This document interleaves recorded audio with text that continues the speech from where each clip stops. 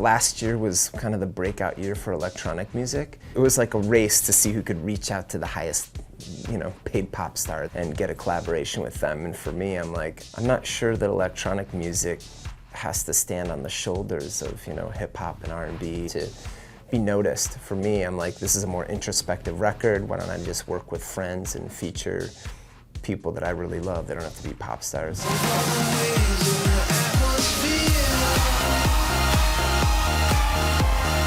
Typically, I write a song and I sit down and I think to myself, man, who would sound good on this? And I kind of scratch my head and, listen to some stuff and then call up a friend and have her sing it, or him or her. On this one, once I wrote it, I was like, this is a very personal record. Who can I have? Who's gonna capture what I'm trying to say here? And this is what I'm always saying. But on this one, since it was so personal and about my life in particular, I thought, you know what, it's not necessarily about who's gonna sing it perfectly, it's about catching the emotion. And I was like, I'm gonna be the best person to do this. Why look around? Why don't I just sing it myself and see what it sounds like? So I spent a couple hours recording myself, which is typically a lot longer than I would spend recording a vocal, but I thought, I'll give it a try.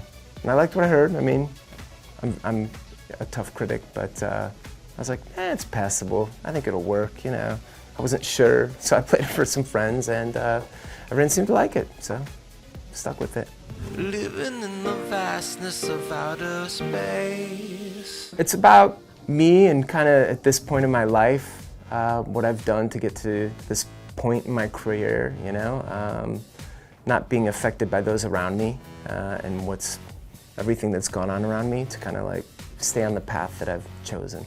It represents the album because it's very personal, and the whole record's quite personal. So there's more quieter moments on this album. And that's because I wrote the bulk of it right after I got off of the Freaks of Nature tour, playing these arenas and massive amphitheaters and festivals.